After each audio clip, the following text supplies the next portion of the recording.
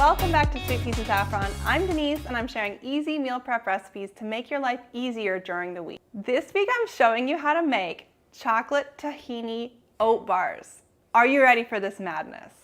Now, this is more of a sweet snack. It's kind of bordering into dessert territory here, but I find if I don't have something sweet that I meal prepped, I am into that bag of chocolate chips. I know I'm not alone here. These chocolate tahini oat bars are a great sweet treat because they are made without any refined sugar. They have wholesome ingredients. There's a little bit of protein to kind of like make you feel a little bit more full.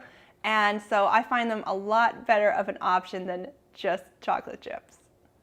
So let's get meal prepping. Okay, so we're going to get started with our tahini chocolate oat bars. So for this recipe, you're going to need 15 medjool dates.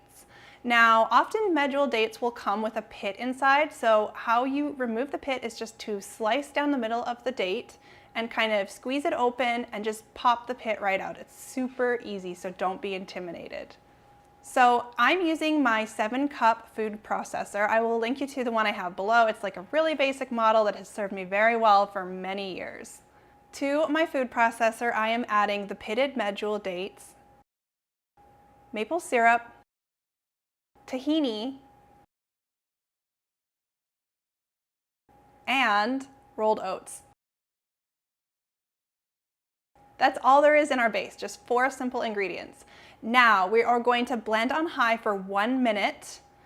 And if your date mixture does not start to come together like this, then you will want to scrape down the sides and blend again. So blend for 2 minutes total on high. It's a long time.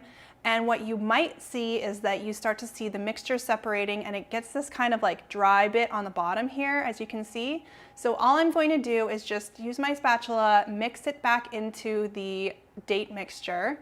You can use your hands, you can do this in a bowl, or you can just try to kind of loosen it up and pulse it in the food processor. Okay, so I'm just going to take this and add it to a parchment-lined baking dish. Now I'm just going to work the dry bits in a little bit better because I'm not satisfied with how they're mixed in. So I'm going to use my hands and just kind of mix it all in. And then we're going to press it into all the corners of an 8x8 inch baking pan. So if your mixture is not looking like this and you find it to be a little bit drier, one thing you can do is you can add a bit of coconut oil. Add about 1 to 2 tablespoons of coconut oil and process it a bit longer in the food processor and it should become sticky.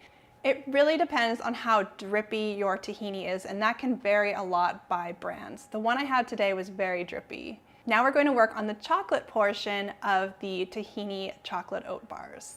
So I'm just going to add 1 cup of chocolate chips and 1 tablespoon of coconut oil to a microwave safe bowl. Now, I haven't shown you this part, but it can be a little tricky to melt your chocolate chips in the microwave. Work slowly. That is my best advice. So go 20-second intervals, stir it in between each interval, even if it doesn't look like your chocolate chips are melting. The key to preventing your chocolate from seizing up in the microwave is just to work very slowly and stir it frequently. If you don't want to mess around with the microwave, I totally get that. You can use a double boiler as well, which is a much easier way to melt your chocolate. So my chocolate is nice and smooth. I'm going to pour it all over the base of my chocolate tahini oat bars.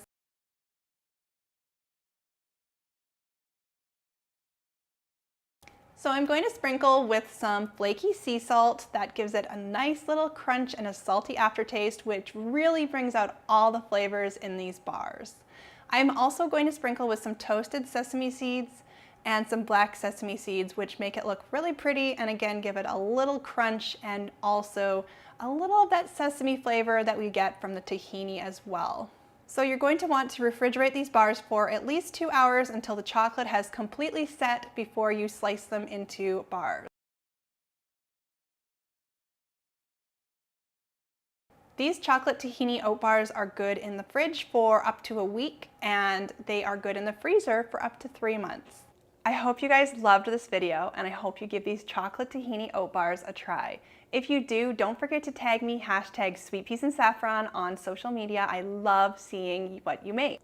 If you liked this video, then you're going to definitely want to watch the next one because I am sharing my weekly meal prep routine, which includes a delicious granola bar recipe. It's my go-to granola bar and you guys have got to see it.